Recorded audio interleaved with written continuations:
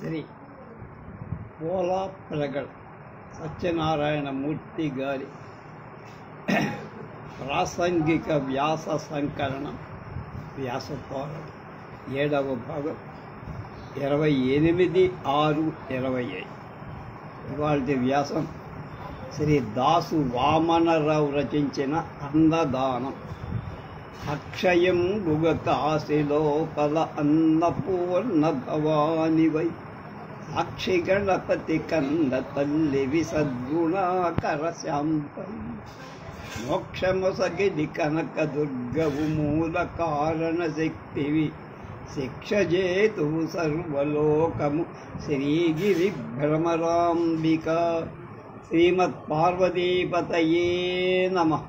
భోజనకాలే భగవన్నామ స్మరణ హర హర మహదేవని మన భారతదేశంలో హిందూ సంఘంలో మారు మోగినట్లుగా ఇంకొక దేశంలో కానీ ఇంకొక జాతిలో కానీ ఎన్నడూ మారు మ్రోగలేని ఢంకా మీద దెబ్బ కొట్టి ఘంటాపదంగా చెప్పు. కాశీ వంటి మహాపుణ్య క్షేత్రంలో బ్రహ్మాండమైన పండిత పరిషత్తులు జరిగే ఆ సమావేశాలకు సకల శాస్త్ర పారంగతులు నియమ నిష్ఠాగరిష్ఠులు వేద పండితులు చాలామంది హాజరయ్యేవారు. అలాంటి పండిత మండలి ఆ సమావేశాలు జరిగినంత కాలం నిరతాన్న ప్రదానం చెయ్యటానికి కాశీనగరంలో కొన్ని సత్రాలు శాశ్వతంగా ఏర్పాటు కావలసి వచ్చి అలాంటి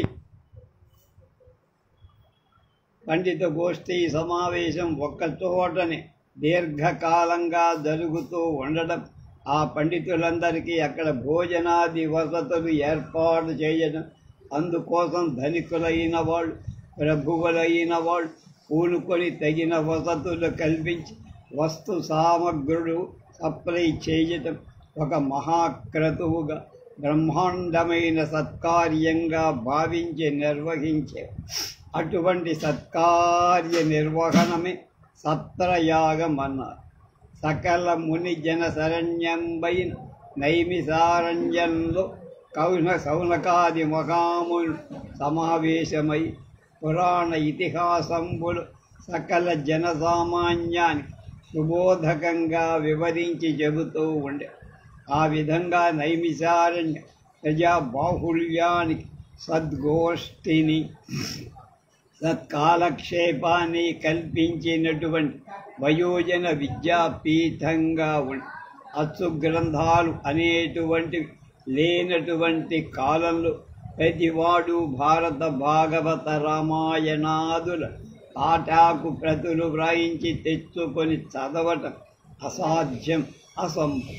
కానీ ఈ గ్రంథాలలో రమ్యమైన కథా సందర్భాలు అనేక వేదాంత విషయాలు, లోకరీతులు, నీతులు, రాజకీయ బోధింపబడుతూ సంఘంలో జనసామాన్యానికి కావలసిన ఐహిక ఆముష్మిక జిజ్ఞాస కలగజేయటం, దైవభక్తి, పాపభీతి, లోకనీతి, శాస్త్ర రీతి బోధపడటానికి ఈ పండిత సమావేశాలు మహాసంపన్నులైనటువంటి త్రికాల వేదులైన పుణ్యపురుషులైన మహాత్ముల ముఖతః ఈ పురాణాలు సవ్యాఖ్యాన విమర్శలతో వింటూ ఉండటం కంటే ప్రజలకు ఇంకొక పరమానందకరమైన ప్రసంగం కానీ ప్రసక్తి కానీ ఏదైనా ఉండగలదు.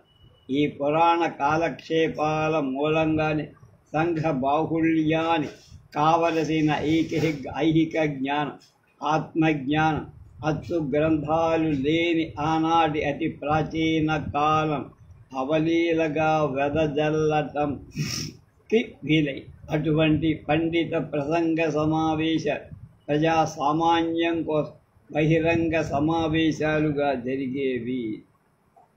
ఈ బహిరంగ సభలు సమావేశాలు మాత్రమే కాదు, పండితులైన వాడు అనేక సూక్ష్మ విషయాలను వాళ్లతో వాడు పరస్పరం చర్చించుకోవటానికి అవకాశం ఏర్పడేది. అటువంటి పండితులను సమావేశపరచడం చాలా అవసరమైన విషయం. ప్రభువులు అందుకు పూనుకో. అందుకు కావాల్సిన సకల సదుపాయ భోజన వసతి సౌకర్యాలు కల్పించ. అటువంటి మహాయాగాలు పండిత సద్గోష్ఠి అనేది మాత్రం నిత్య విధిగా జరుగుతూ అందుకోసం చెయ్యబడే భోజన వసతి సౌకర్య దీర్ఘకాలం సాగుతూ దీన్నే సత్రయాగం అని. అటువంటి సత్రయాగం కోసం నిర్మింపబడిన శాలలు కొన్ని స్థిరంగా ఉండాల్సిన అవసరం ఏర్పడింది కనిపించి వీటినే సత్రయాగశాలలు. కాశీ వంటి మహాపుణ్యక్షేత్రాలలో చాలామంది పండితులు స్థిరస్థాయిగా మకాములు ఏర్పరుచుకుంటం వల్ల అక్కడనే మహాపండిత పరిషత్తులు తరచుగా నిత్య విధిగా జరిగి ఆ కారణం చేత అక్కడనే పెద్ద పెద్ద సత్రయాగశాలలు అంటే సత్రాలు స్థిరంగా ఏర్పడి. సత్రయాగం అంటే ఏమిటో అని సంఘ విజ్ఞాన వికాసానికి ఎంత అవసరము గ్రహించినట్లయితే ఈ అన్న సత్రాల ప్రయోజనం కూడా మనకు అంత సుఖంగా సులభంగా బోధపడుతుంది. అటువంటి సంఘ విజ్ఞాన వికాసానికి ఈ విధంగా ప్రభువులు ధనికులు తమ ద్రవ్యాన్ని సద్వినియోగం చెయ్యటం కంటే మరొక పుణ్యకార్యం లేదని గ్రహించారు. తదాదిగా నైమిషారణ్యంలో శౌనకాది మహామునుల సమావేశంగా ప్రారంభమైన సత్రయాగాన్ని ప్రారంభింపబడిన సత్రాలు స్థిరస్థాయిగా దేశమంతా విస్తరించి అన్న సత్రాల కోసం చేసిన ఖర్చు పండిత బృందాల సద్గోష్ఠుల కొరకై ప్రజల విద్యా వికాసాలకై చేయబడిన ఖర్చుగా రాజులు మంత్రులు కూడా గ్రహించగలిగిన కాలం అది. పుణ్యక్షేత్రాలను దేవస్థానాలు వినియోగింపబడే నిమిత్తమై స్వామి కైంకర్యంగా చాలామంది పరోపకార పారీణులు ధార్మికులు తమ ద్రవ్యాన్ని స్థిర జరాస్తులు దానం చేస్తూ ఉండేవి. ఆ దేవస్థానాల ఆదాయాలను సద్వినియోగం చేస్తూ పండితులు అక్కడ పోషిస్తూ ఉండే. ఆ పండితుల వద్ద విద్యాభ్యాసం చేయగల వారికై విద్యాపీఠాలు కూడా ఉండే. ఈ పండిత సద్గోష్ఠి కోసం విద్యార్థుల కొరకు సత్రాలు నిర్మింపబడి కానీ కాలం మారిపోయింది. భగవద్భక్తికి ప్రజల భుక్తికి సంబంధం లేదనే కాలం వచ్చి శాస్త్రజ్ఞానం భుక్తికే కానీ ముక్తికి కాదన్న. సత్రాలు అనేవి సాపాటు కోసమే కానీ సద్గోష్ఠి కొరకు కాదని. విద్య నేర్చుకోవడం విద్యార్థికి ఎందుకయ్యా అంటే విద్యార్థి యొక్క భుక్తి కోసం, జీవనోపాధి కోసం. విద్య నేర్పడం అనేది ఉపాధ్యాయుకి ఎందుకు వచ్చేని పని అంటే ఉపాధ్యాయుడి భుక్తి కోసం, జీవనోపాధి కోసం, బ్రతకలేక బడి పంతుల పని అన్న. కనుక విద్య నేర్పడం భుక్తి కోసం, విద్య నేర్చుకోవటం భుక్తి కోసం. ఒకప్పుడు విద్యాపీఠాలకు అన్నసత్రాలకు అవినాభావ సంబంధం అత్యంత సన్నిహితంగా ఉండే. చదువు చెప్పే గురువులు తామే స్వయంగా విద్యార్థులకు భోజన వసతి సౌకర్యాలు కలగజేసి తాము నేర్చిన విద్య అంతా సాంగోపాంగంగా ఏళ్ల కొలది విద్యార్థులను పోషించి వాళ్ళకి నేర్పే. విద్యార్థుల వల్ల నెల జీతాలు పుచ్చుకొని తమ విద్యను అమ్ముకోల కీర్తిశేషులు చెల్లపిళ్ళ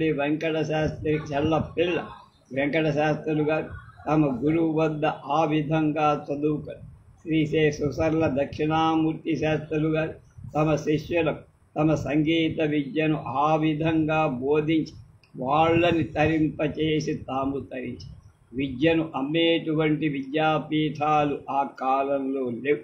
అన్నాను విక్రయించేటువంటి సత్రాలు లేవు. కీర్తిశేషులు వీరేశలింగం పంతులు గారు రచించిన సత్యరాయాచార్యుల దేశయాత్రలనే గ్రంథంలో సత్యరాయాచార్యులు మలయాళ మంత్రాలు నేర్చుకోవటానికి ఆంధ్రదేశం నుండి మలయాళానికి ప్రయాణమయ్యారు. మద్రాసు మహానగరంలో మొట్టమొదటిసారిగా రైలు దిగి సరాసరి 3 రూపాయి జట్కా చేసుకొని రామస్వామి మొదలియారు వారి అన్నసత్రం చేరే. ఆనాడు ద్వాదశి కావటం చేత అక్కడ అవిసె ఆకు కూరతో సహా భోజనం పెట్టారు.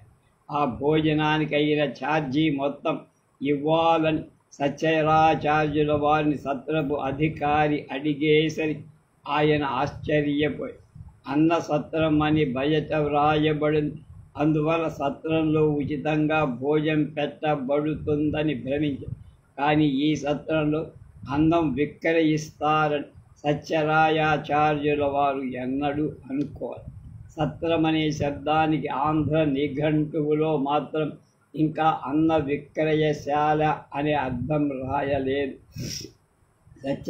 సత్యరాయాచార్యులు బహుశా రాజమహేంద్రవర ప్రాంతం నుంచి, అంటే గోదావరి తీర ప్రాంతం నుండి బయలుదేరిన ఆంధ్రుడు అవటంచే సత్రంలో అన్న విక్రయాన్ని చూసి ముక్కు మీద వేలు వేసుకుని ఉంటారు. తూర్పు గోదావరి జిల్లాలోని గన్నవరం కన్నపు దొంగలకు కూడా కడుపు నిండా భోజనం పెట్టి సత్కరించిన డొక్కా సీతమ్మగా సాక్షాత్తు ఆంధ్రదేశంలో అవతరించిన అన్నపూర్ణాది. అతిథులేతేర నడికి రేయైన బెట్ వండ నలయదు వేగురు వచ్చిరే అన్నపూర్ణకు ఉద్దియవు అతని గృహి అనే పెద్దనగారి ప్రవరాక్ష పద్యంలోని భార్య గురించి చెప్పే పద్యం ఆమెకు పూర్తిగా డొక్కా సీతమ్మ గారికి సస్యశ్యామలపై పాడి పంటలతో తులతూగుతూ ఉండేటువంటి కోనసీమ ప్రాంతంలో జరిగిన అన్న ప్రధాన మహాసంతర్పణలు తలచుకుంటే ఆంధ్రంలో పంచమ వేదానికి పునాది వేసిన నన్నయ్య భట్టు వంటి మహాపండిత్ ఆంధ్ర భారతాన్ని సుక్షేత్రమైన గోదావరి తీరంలో ప్రారంభించక ఊసర క్షేత్రాల్లో ప్రారంభిస్తాడా అని అనిపిస్తుంది. గోదావరి తీరంలాగా గోల్కొండ కూడా ఒకనాడు అన్నదానానికి ప్రసిద్ధి. నవాబుల కాలంలో, అంటే అక్కన్న మాదన్న మంత్రుడుగా ఉండి అధికారం నిర్వహిస్తున్న రోజుల్లో ఆంధ్రదేశంలోని అనేక ప్రాంతాలు ఘోరమైన కరువుతో మల్లమల్ల మాడి అన్నం దేవర సన్నగిల్లితే గోలకొండకు జాతుండ్రి అన్నం దేవర సన్నగిల్లితే గోలకొండకు జాతుండ్రే అనే పాట ఒకటి ఆ కాలంలో పరిపాటే. అక్కన్న మాదన్నలు ఆ కరువు రోజుల్లో అనేక అన్న సత్రాలు వేయించారు. అన్నాతురులైన ప్రజలకు ఈ సత్రాలలో నిరంతరంగా భోజనం పెడుతూ ఉండటానికి ఏర్పాట్లు చేసి ఈ సత్రాలన్నిటికీ తనిఖీ చేసి రిపోర్టు రాస్తూ ఉండటానికి సత్రాల ఇన్స్పెక్టర్ నియమింపబడ్డారు. ఆనాటి రిపోర్టులు కొన్ని చరిత్ర పరిశోధకులకు లభించాయి. ఒకానొక సత్రం తాను వ్యవహారం వివరిస్తూ ఒక ఇన్స్పెక్టర్ రాసిన విషయం చూడాలి. ఆ సత్రంలో అందరూ భోజనం చేస్తున్న సమయంలో ఒక బ్రాహ్మణుడు కంది పచ్చడి మరికొంత వడ్డించవలసిందిగా అడిగాడు. అప్పుడు ఆ వంట బ్రాహ్మణుడు మరికొంత పచ్చడి వడ్డించడానికి ఒప్పుకోవాలి. దాని మీద ఇద్దరికీ కొంత గలాటా జరిగి అప్పుడు ఆ వంట బ్రాహ్మణుడు ఆగ్రహావేశుడై భోజన పంక్తిలో కూర్చున్న వాణ్ణి కొట్టి ఎంగిలి విస్తరులు పడేసే చోటు వంటి గోతిలోకి ఈడ్చే. ఈ విధంగా వడ్డించేవాడు మనవాడు కాకపోతే పై అధికారులు ఎంత అన్నదానం చేశారు, మనకు అన్యాయం తప్పక జరిగి తీరు. వడ్డించేవాడు మనవాడైతే చివర బంతిలో కూర్చున్న భయం లేదు. సమస్త పదార్థాలు సమృద్ధిగా వస్తాయి. చెక్క పూటుగా సద్రసోపేతంగా భోంచెయ్యాలి. కడపంక్తిలో కూర్చొని వడ్డించేవాడు ఆశ్రయించడం కంటే లోపల పంక్తిలో కూర్చుంటే ఆయా పదార్థాలు ముందుగా వడ్డన అవుతూ ఉంటాయి. అటువంటి లోపల పంక్తి భోక్తలకు మర్యాద లోపం సామాన్యంగా జరగదు. యజమాని ఒక్కొక్కప్పుడు స్వయంగా వారి పంక్తికి వచ్చి వడ్డన చేయటం కూడా జరిగింది. ఇటువంటి పంక్తిలో వారి కన్నా లోపలి పంక్తి వారి యథేచ్ఛగా కావలసింది అడిగి వడ్డించుకునే స్వాతంత్ర్యం ఎక్కువగా సమృద్ధిగా జారీతో గంగా ప్రవాహంలాగా నెయ్యి వడ్డించని ఎడల అన్నదానం చేసే మహారాజు అన్నీ సప్లై చేస్తే వడ్డించేవాడి నీ చెయ్యి వెనక్కుపోతోందే అని ఆగ్రహించి లాగి లెంపకాయ కొట్టి అధికారం చేసి ఆజ్యం వడ్డించుకున్న ఆంధ్ర భోక్తలు ఆ కాలంలో ఉండేవారు. ఒక బ్రాహ్మణుడికి వివాహ సమయంలో సదస్య సంభావనలు చాలా తక్కువగా ముట్టి అతని సాటి వాళ్లకు ₹1 ఇస్తే ఇతనికి పావలా ఇచ్చి ఆ కారణం చేత సంభావనలు వచ్చిన పావలా లోటు నేతితో తీరుస్తానని శపథం బట్టి పెళ్లిలో భోజనానికి వచ్చి ఛారీల కొద్దీ నెయ్యి తన విస్తరలో వడ్డించేట్లు చేసి తన కోపాగ్నికి ఆ నేతిని ఆహుతి చేసి ఇటువంటి అగ్నిహోత్రావధానుల చూసి ఆనందించే గృహస్థులు కూడా ఆ రోజు ఉండే. అలాంటి వాళ్ళ భోజన శక్తికి మెచ్చి పారితోషికాలు కూడా ఇచ్చిన యజమానులు ఉన్నారు. భోజనం అంతా అయిపోయి ఆఖరు ఘట్టంలో వచ్చిన సమయం పెద్ద పెద్ద లడ్డూలు తెచ్చి ఎక్కువ లడ్డూలు తిన్న దొడ్డ బ్రాహ్మణి భూరి దక్షిణలిచ్చి సత్కరించిన అన్నదాతలు ఉన్నారు. ఆనాటి సంతర్పణలు, సమారాధనలు, అన్నదానాలు అన్నదానాలు విశేషంగా జరిగినటువంటి గోదావరి ప్రాంత కోనసీమ గ్రామాలలో అటువంటి దాతలు, అటువంటి భోక్తల కథలు, పురాణ గాథల వారు వింటే సార్ నేటి కాఫీ హోటళ్ల కషాయాలు తాగి కాలక్షేపం చేసేవారి అసలైన ఆకలి ప్రబోధం మన ప్రాచీన భోక్తలలో ఒకప్పుడు ఉండినటువంటి భోజన పుష్టి కానీ భోజన తత్పరతగా ఒక విధమైన ఉపాసనలాగా పరిణమి అన్నపూర్ణాదేవి యొక్క ప్రియ భక్తులు వీరు. అన్నం బ్రహ్మస్వరూపమన భోక్తాచ బ్రహ్మ, భోక్త కూడా బ్రహ్మ స్వరూపమ. తినే భోక్త, తినబడేవన్నం రెండు బ్రహ్మస్వరూప. అటువంటి సందర్భంలో బ్రహ్మ తింటున్నాడని గ్రహి ఆ విధంగా భుక్తిలో భోక్త దీనం కావడం వల్ల పరబ్రహ్మ సాక్షాత్కారం అవుతాడవుని అన్న. ఒక పెద్ద మనిషి చెక్క పూటుగా బిందు భోజనం చేసి ముక్తాయాసంతో శ్వాస వీధి అరుగు మీద పరుడి చాలా బాధపడుతూ ఉన్న సమయంలో ఒక మిత్రుడు దగ్గరకు వచ్చి, స్వామి రవ్వంత వాము ఉప్పు నలిపి తెచ్చిస్తాను, పుచ్చుకోండి, దాంతో భుక్తాయాసం తగ్గుతుంది తమకు అని భోజనం తత్పరుడు ఆ మాట లక్ష్యంచే వాము పాయ కడుపులోకి పోయేంత సందు ఉంటే ఇంకొక లడ్డూనే తినగలిగేవాడు చాలుని హితోపదేశం పోరా అన్న. ఉత్తరాయణ పుణ్యకాలం వచ్చేవారు భీష్ముల అంపశయ్య మీదనే పడుకున్నట్టు ఆయన భుజించిన ఆహారం జీర్ణముఖానికి వచ్చేవరకు ప్రశాంతంగా భగవంతుని స్మరించుకొని బాధ ఓర్చు. అటువంటి భోక్తలు కొందరు అన్నపూర్ణాదేవిని స్మరి ఆత్మ సాక్షాత్కారం కూడా పొందారు.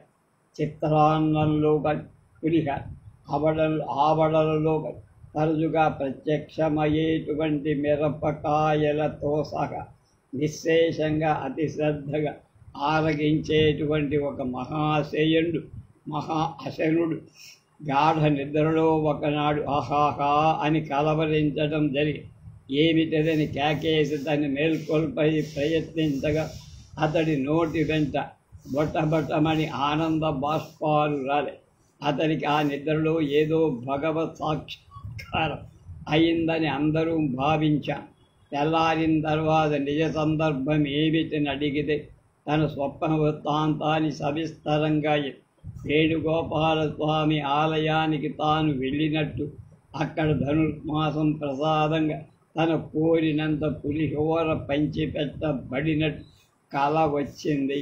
ఆ పులిహోరలోని మిరపకాయలను కూడా విడిచిపెట్టకుండా తాను ఆరగిస్తూ ఉండగా ఆనంద పారవశ్యం కలిగి ఆహా అని కలవరించడం, మిరపకాయల ఘాటు వల్ల తన కంటి వెంట ఆనంద బాష్పాలు ప్రవహించడం సంభవించిందని.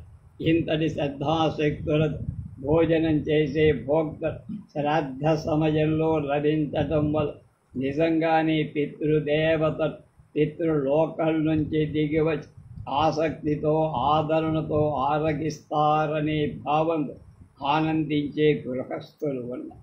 పూర్వం ఒక గృహస్థుడి ఇంట్లో అతని భార్య వినయ విధేయలు సహకరించటం వల్ల పెట్టాల్సిన శ్రాద్ధం చాలా శ్రద్ధాశక్తులతో ముగి అతని ఇంటికి ఒక సాహెబ్బుగా ఆనాటి సాయంకాలం గారెలు వగైరాలు భోంచేసి వెళ్ళిపోయే ముందు అన్నదాత అయిన గృహస్థుని ఆశీర్వదించడం తన కర్తవ్యమని నిశ్చయించుక, ఏమండి మన ఇంట్లో గారెలు పాయసం అన్నీ చేశారు, ఏమిటి విశేషం అన్న.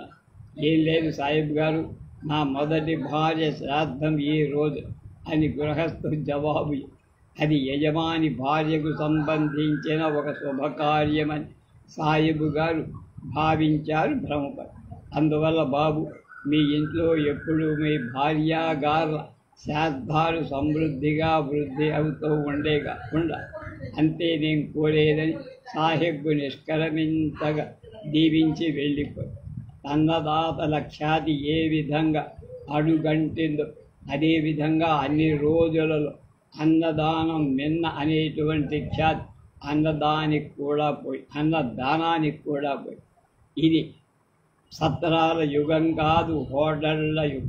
ఇది సంతర్పణ సమారాధన యుగం కాదు, ఇది టీ పార్టీ అక్షయంబుగ కాపీ హోటలున అయ్యరే భగవంతుడు అనుకరించే సర్వంతర్యామిగా వెలసిన ఈ యుగం ప్రతి కాఫీ హోటళ్ళు భోజన కాలే రేడియోలో తాజా తారల కీర్తనలు అక్షయంబుగా వినిపిస్తూ అక్షయంబుగ కాది లోపల అనేక సంకీర్తన సత్రాలకు స్వస్తి చెప్పడమే. కానీ సర్వవర్గ సర్వవర్ణ సమాన ప్రతిపత్తి ఉద్బోధించే వన సమారాధన సంతర్పణ భోజనాలు కార్తీక మాసంలో అయినా జరుపుతూ ఉండటం అవసరం. కొన్ని చోట్ల బాగానే జరుగుతుంది. నైవిశారణ్య సమావేశ సంప్రదాయార్థాలను ఈ వన సమారాధనల మూలం స్మరించడం శ్రేయస్సు.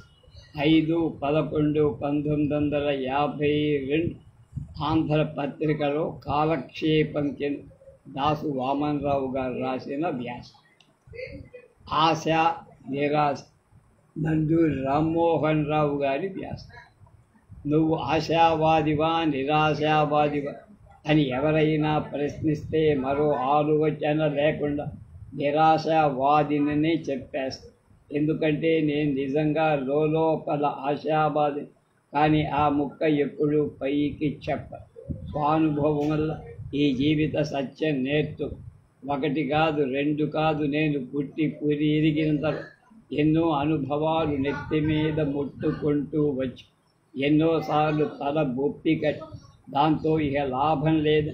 నిరాశావాదిగా మారిపోయా ఆశావాదిగా లోపల ఉంటూ కొన్ని ఉదాహరణలు ఇస్తే కానీ ఈ సత్యం మీకు బోధం. నాకు బాగా జ్ఞాపకం ఉన్న ఒక అనుభవం నా ఆరోగ్యానికి సంబంధమై.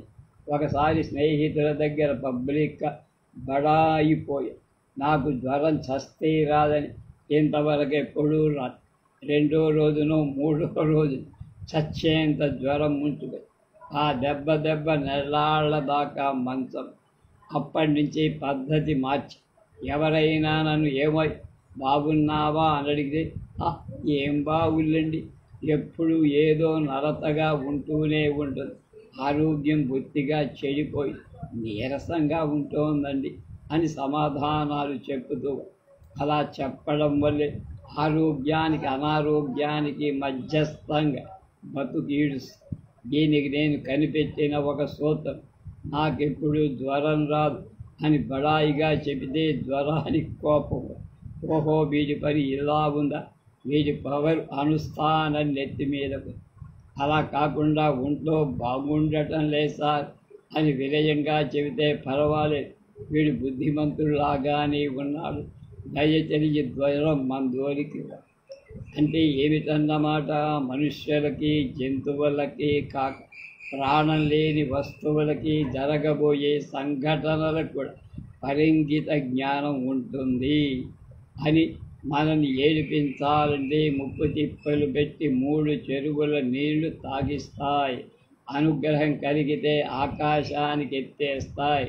నిజానికి అవి మన జీవితాన్ని తమ చెప్పు చేతల్లో ఉంచుకుంటాయి అని నడిపిస్తాయి. ఈ విషయం మీకు అర్థం కావటం ఇంకా కొన్ని ఉదాహరణ. మౌంట్ రోడ్డులో 1వ నెంబర్ బస్సు కోసం నిలబడతారు. అర్జెంటుగా వెళ్ళాల్సిన ఉన్నట్టు దానికి తెలిసిపోదు. ఎంతసేపు ఎదురు చూసినా చస్తేరా. నీకు అక్కర్లేని నంబర్ల బస్సులు ఎన్నో వస్తాయి, పోతాయి. ఆ రుద్ర మళ్ళీ నీవు ఎక్కదరిచిన బస్సు ఎప్పుడూ ఒక జీవితకాలం మిస్సు అని అనుకుంటూ నిరాశలో కుంగిపో. అయితే ఇక్కడే మీకు నేను చెప్పిన నిరాశావాదం అక్కరకు ఆశ నిరాశ వేరు, నిరాశావాదం వేరు. అప్పుడేం చెయ్యాలంటే నీ పిచ్చి కానీ ఇప్పుడు 1వ నెంబర్ బస్సు ఎందుకు వస్తుంది? రాదురా, అదిగో వచ్చేది 21వ నెంబర్ బస్. అదేం స్పష్టంగా నెంబర్ కనబట్టాలా అనుకో. ఊరికే అనుకోకూడదు. తను మోసగించటానికి అలా అనుకుంటున్నట్టు ఒక చోట నంబరు బస్సుకు 1వ నెంబర్ బస్సుకు తెలియకూడదు.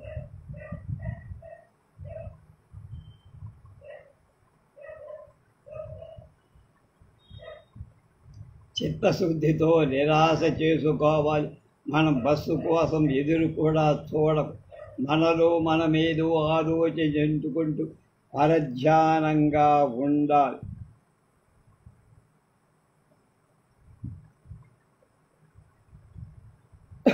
హాయిగా అప్పుడు బస్సు వస్తుంది, దానిలో హాయిగా ఎక్కి వెళ్ళిపో.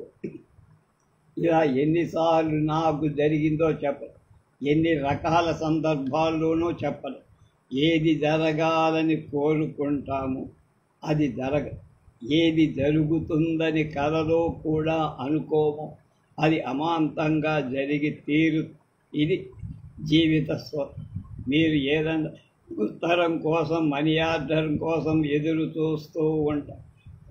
వాడికి చూసి మీ కళ్ళు, వాడిని చూసి మీ కళ్ళు కాయలు కాస్త పువ్వులు కూడా వాడు మీ ఉనికిని గుర్తించనే అందరికీ ఉత్తరాలు ఇస్తాడు, అందరికీ మనీ ఆర్డర్లు ఇస్తాడు. మీకు మాత్రం ఎన్నిసార్లు అడిగినా జాలిగా లేదు సార్ అని రోజు అడుగుతుంటే నీ మొహానికి మనీ ఆర్డర్ కూడానా అని ఒక జాలి చూసి వెళ్ళి అప్పుడు మీరు నిరాశ చేసుకొని గుండె రాయి చేసుకొని ఎదురు చూడటం మానేస్తారు. మీ పనిలో మీరు మునిగిపోయి దాని సంగతే మర్చిపోయి అప్పుడు హఠాత్తుగా ఎంఓ సార్ అంటూ ఎక్కడ లేని గౌరవం తెచ్చిపెట్టు సలాం చేస్తున్న పోస్ట్ వాడి కంఠం కోకిల కూత కంటే తీయగా.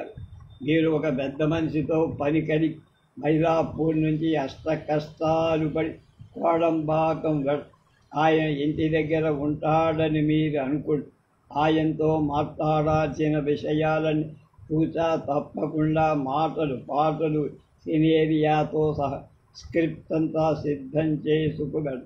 ఆయన ఇంట్లో ఉండడని మీకు గ్యారంటీగా ₹1.5 స్టాంపు మీద కాగితం మీద నేను రాసిస్తా. అలా కాకుండా అబ్బే ఆయన ఇంట్లో ఉండడు, ఎందుకుంటాడు, ఉండాల్సిన అవసరమేం, బహుశా ఊళ్ళో కూడా ఉండడయ్యా అని చెప్పేది అని పూర్తిగా నిరాశతో కేవలం డ్యూటీలాగా వెళుతున్నట్టు 100కి 90 పాళ్ళు ఆయన మీకు దొరక్కపోయినా పర్వాలేదు.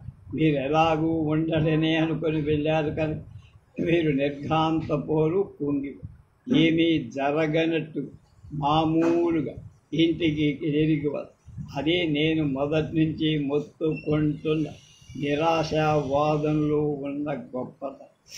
నాకు తెలిసిన ఒక ఆయనకి 4 ఏళ్ల కూతురు.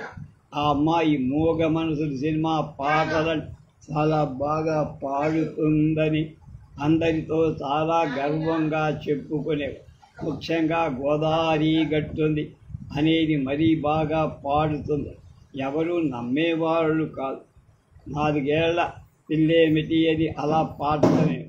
ఒకరోజు నలుగురు స్నేహితులు ఇంటికి ఆహ్వానించారు. స్పెషల్గా బజ్జీలు వేయించారు, కాఫీ ఇచ్చారు. తర్వాత పాట కచేరీ కూతుర్ని ఒళ్ళో కూర్చోబెట్టి పాడమా ఒళ్ళ వాళ్ళంతా వెంట. ఆ పిల్ల పాడదు. ఎంతసేపు బతిమాలినా నోరెత్త. చివరికైన గట్టిగా గదమై పాడతావా లేదా? ఆ అమ్మాయి బావుడు. ఇక ఆ పెద్ద మనిషి ఎంత సిగ్గు పడిపోయాడు ఆలోచన. మీరు ఆఫీసుకు ఏదో పొరపాటును చేశారనుకోండి. ఆఫీసర్ చూడొచ్చాడా, ఆఫీసులో ఏదో పొరపాటు అని ధీమాగా దర్జాగా ఆఫీసుకు వెళ్ళారు. తప్పకుండా ఆ వేళ మీకు తిట్లు తివాటుతో.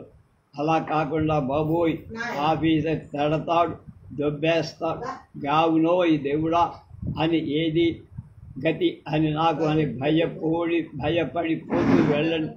ఆఫీసర్ మీ సంగతి ఆలోచించకుండా తన పని తాను చేసుకుంటూ ఇవాళ వర్షం వస్తుందని గొడుగు తీసుకు వెళ్ళండి. వర్షం రాదని గొడుగు మానేయండి. కలిసి ముద్దయి వస్తాడు. కథల పోటీలు మీకు ప్రైజు వస్తుందని ధీమాగా ఉండండి. రాదనుకోండి, వస్తుంది అంటే రావచ్చు. ఎలక్షన్లో గెలుస్తాననుకోండి, గెలవ. డిపాజిట్ పోతుందనుకోండి, పోదు. గెలిస్తే గెలవచ్చు. అలా ఎన్ని ఉదాహరణలైనా చెప్పాలి. ఒక్క మాటలో చెప్పాలంటే ఏది కావాలని కోరితే అది రాదు, వద్దనుకున్నది రాదనుకున్నది వస్తుంది. ఇది నేను కనిపెట్టిన జీవిత సత్యం. అందుకే నా సలహా వినండి. ఏది జరగాలని మీరు కోరికగా ఉంటుందో దాన్ని ఎప్పుడూ కోరుకోకండి. అది జరగదని, వీలైతే జరగకూడదని కోరుకోండి. అలాగే ఏది జరగకూడదని మీరు లోపోపల అనుకుంటారు, అదే జరుగుతుందని భయపడుతూ ఉండండి. మీకు జీవితంలో ఢోకా ఉండదు. ఈ నిరాశావాదంతో కూడిన ఆశావాదాన్ని ఒక సిద్ధాంతం డెవలప్ చేయటం మాత్రమే నేను చేశాను. ఇది మన అందరిలో కొద్దో గొప్పో ఉంటుంది. అందుకే మనం ఏదో ఒక మాదిరిగానైనా బతుకు వెళ్ళదీస్తున్నాం. లేకపోతే ఎప్పుడో మట్టి కొట్టుకుపోయే వాళ్ళం కాదుటండి. జ్యోతిలో 1967లో రాసిన వ్యాసని.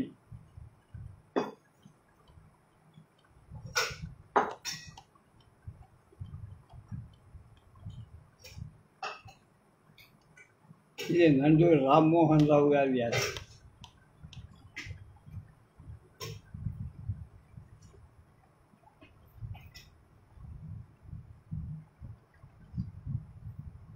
చెవులు ఈ పుస్తకాన్ని సంకలనం చేసిన శ్రీ పోలాప్రగడ్ సత్యనారాయణమూర్తి గారి వ్యాస. చెవులు ముద్దు వచ్చినప్పుడల్లా విద్యార్థులు హారిని చెవులు కొయ్య అనేవారు వెనకటి మాస్టర్. ఒకప్పుడు ఆయన అలా అంటుంటే మాటల్ని ఇప్పుడు సావకాశంగా కూర్చొని జ్ఞాపకం తెచ్చుకుంటుంటే రకరకాలైన భావాలు వస్తున్నాయి. అవును, చెవులు కోసేస్తే ఎలా ఉంటుంది ముఖం? చూడటానికి వికృతంగా ఉండదా? చెవులు లేని తలను ఊహిస్తే నున్నగా గుండ్రగా కొన్నకాయలాగా కొత్తగా అసహ్యంగా కనిపించదా? అసలు చెవుల వల్లే మనిషికి అందం వచ్చిందే. ఒక్క మనిషికే అన్నమాట, సమస్త జంతు జాలానికి చెవులే అందమైనవేమో. అటెన్షన్లో ఉన్న సోల్జర్ల నెత్తి మీద నిఠారుగా నిలబడి ఉన్న చెవులు గుర్రానికి ఎంతో దర్జాన్ని, మరెంతో ఆకర్షణని తెచ్చిన. దూరాన్ని చూస్తే దూరాన ఉన్న దూడ అరుపుని చెవులు రిక్కించుకొని వింటుంటే ఆవు ఎంత అందంగా కనిపిస్తుంది. చెవుల పెళ్ళికి ఉన్న అందం అంతా చెవుల్లోనే కదా. రెండు పక్కల మహారాజు వేయించుకునే వింజామరులాగా అటు ఇటు పెద్ద చెవులు కడుపుకుంటూ కుందాగా నిలబడి ఉన్న ఏలు భలే షోక్గా. అలా ప్రతి జంతువు విలాసంగా చెవులు ఆడించుకుంటూ గర్వంగా అందంగా కనిపిస్తుంది.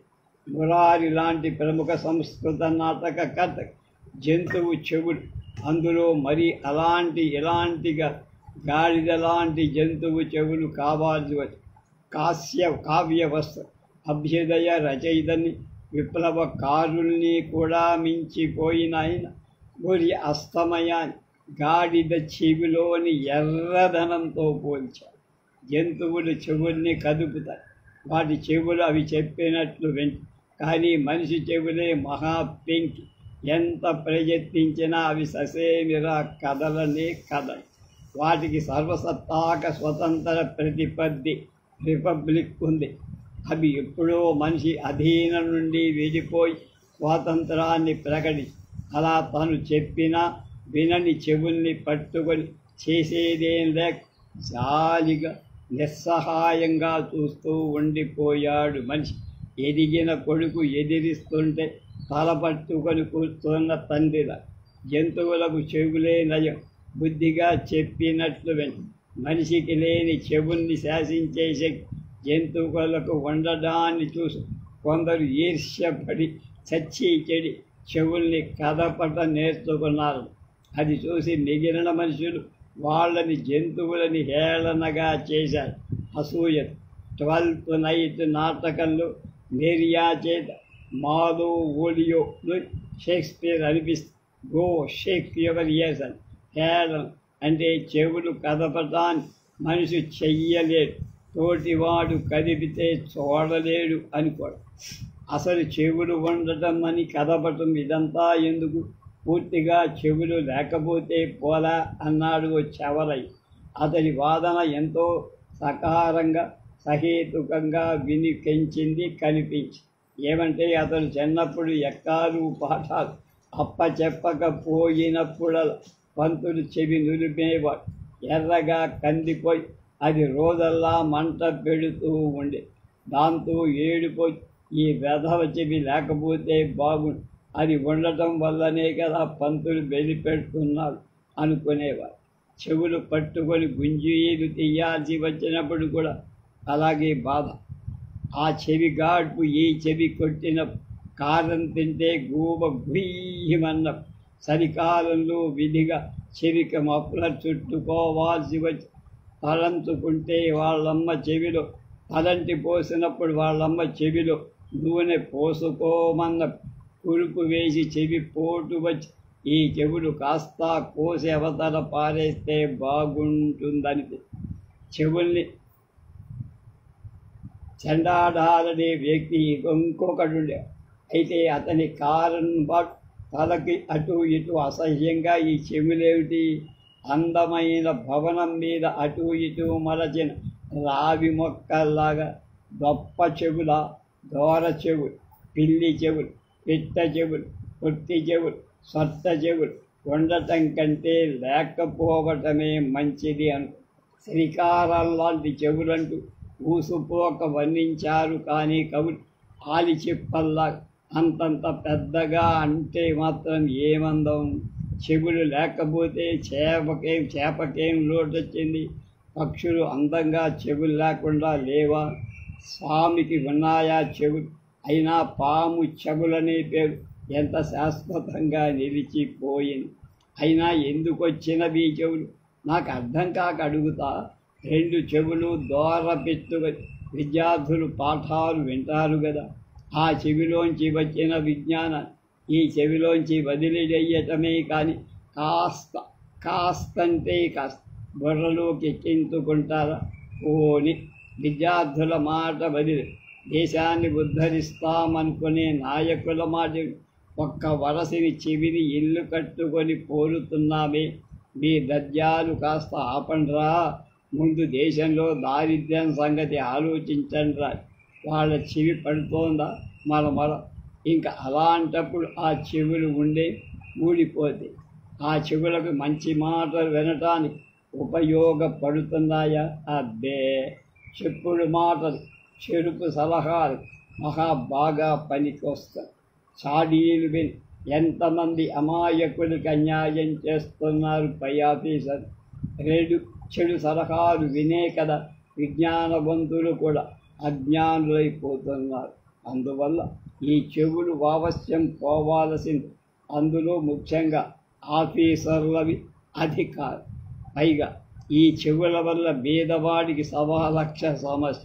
ఎప్పుడు చెవి కోసిన మేకల గోల్ గోల్ అంటూ అటు అప్పుల వాడు ఇటు అధికారులు చివాట్లు భార్యాభిత్తల సాధింపు బెదిరింపు సరే చెవిని పడుతూనే ఉంటుంది. దాంతో ఆవేశం ఆరాటం అది ఆవేద. చెవుడుంటే ఇంకా కావలసిస్తే అసలు చెవులే లేకపోతే ఈ బాధలు ఉండవుగా. బీదవాడికి తన చెవులతో పాటు భార్యాభర్తల చెవులు కూడా ఒక సమయం. వాళ్ళ చెవులకి దుద్దులు రింగులు అంటూ అలంకారాలు అమర్చాలి. తన బాధలకి కారకులైన వాళ్ళందరూ చాపచుట్టుగా కలిసికట్టుగా తిట్టుకోవటానికి వీల్లేదు. గోడకి చెవులుంటాయి. మనుషులకి ఉన్న చెవులతో చస్తుంటే ఈ గోడలకు కూడా చెవులు పోనీ అని ఆ చెవులు చైతన్యం లేకుండా పడి ఉంటాయా అంటే అది కనపడు. భయంకరమైన యుద్ధాన్ని సృష్టించి మరీ వదులు.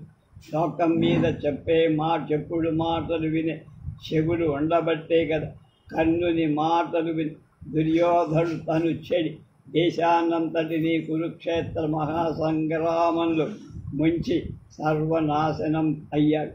రామరావణుడు సంగ్రామానికి కూడా ఆ శూర్పణఖ మహాతల్లి చెవులే కారణం. మానవుడికి మహాసమస్యగా తయారై ఎన్నో అవాంతరాన్ని సృష్టిస్తున్న ఈ చెవులు పూర్తిగా పోతే మంచిదేమో అనుకుంటే నాకు 2-3 అభ్యంతరాలు కనపడి. మనుష్యులకు చెవులు లేకపోతే పాపం రాజకీయ నాయకులు బెంగపెట్టుకోరా? వాళ్ళ ఉపన్యాసాల సరదా తీరేదెట్లా? వాళ్ళ డంబాలు ఎవరికి చెప్పుకుంటారు? ఎవరు వింటారు? పైగా విజ్ఞానం సంపాదించుకోవాలంటే మనిషికి వినడం ఒక మార్గం కదా. మరి చెవులు వినకపోతే ఆ వినడం ఎందుకు? సరేనయ్యా, మనిషికి చెవులు లేకుండా చేద్దాం. మరి సంగీత విద్వాంసులు చెవి లేకపోతే ఎలా పాడతారు? ఎవరికి వినిపిస్తారు? అనాదిగా వాళ్ళకి వస్తోందే. ఓ చేత్తో చెవి మూసుకొని రెండో చెయ్యి దాటి సంగీత కచేరీ చెయ్యటం అనే సంప్రదాయం ఇప్పుడు ఆ చెవి కాస్త చేసేస్తే అన్నిటికంటే ముఖ్యం కళ్ళజోళ్ళు పెట్టుకునే వాళ్ళు. బస్సులో రైళ్లలో ఎదుటి సీటు మీద కాళ్ళు జాపినట్టు కళ్ళజోళ్ళ కాళ్ళు చెవుల మీద విశ్రమిస్తాయి. చెవులు తీసేస్తే కాళ్ళు విరగ్గొట్టినట్లు అయిపోయి అవి ఆశ్రయం లేదు అనాథలుగా అల్లల్లాడిపోవు. చెవుల గుడిని తీసి జీవించే వాళ్ళ బతుకులేం కాదు. ఈఎన్టీ స్పెషలిస్ట్ ఎన్టీలుగా మాత్రమే మిగిలిపోతారా? అందువల్ల మనుషులకు చెవులు ఉండటమే మంచిది, అవసరం కూడా. నిజమే, అవసరం కావద్దు. కానీ డార్విన్ సిద్ధాంతం ప్రకారం ఈ అవయవం అవసరం నాకు ఎందుకు వచ్చింది దేవుడా అంటూ ఈశ్వరోమంటూ ఆ అవయవాన్ని కనుక ఏ జీవి అయినా ఉపయోగించకపోతే అది క్రమంగా అదృశ్యమైపోయి మనుషులకి తోక అలాగే పోయి చెవులు కూడా అలా పోయే ప్రమాదం ఉండొచ్చు. కనుక ఏమిటంటే పాఠశాలలు కళాశాలలు వినడం ద్వారా వచ్చే విజ్ఞానం కంటే చూడటం ద్వారా వచ్చే విజ్ఞానమే శాశ్వతంగా ఎక్కువ కాలం ఉంటుందనే భావం మానాటికి బలపడి అంటే చెవి యొక్క పని తగ్గించేస్తున్నామన్న.